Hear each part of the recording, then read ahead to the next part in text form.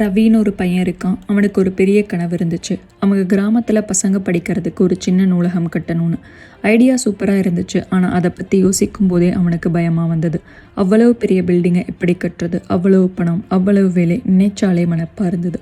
ஒரு நாள் ரவி தன்னோட தாத்தா கிட்ட இதை பற்றி பேசினான். தாத்தா அவனை கூர்ந்து கேட்டு சிரிச்சாரு.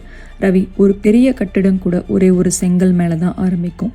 ரவி குழப்பமாக பார்த்தான். தாத்தா தொடர்ந்தார். நீ நாளையில இருந்து ஒரே ஒரு செங்கலை கவனமாவே. அந்த ஒரு செங்கலை மட்டும் நல்லா வச்சா போதும். அடுத்த நாள் இன்னொன்று, அப்புறம் இன்னொன்று. பெரிய பில்டிங்கை பற்றி யோசிக்காத, அடுத்த செங்கலை பற்றி மட்டும் யோசி.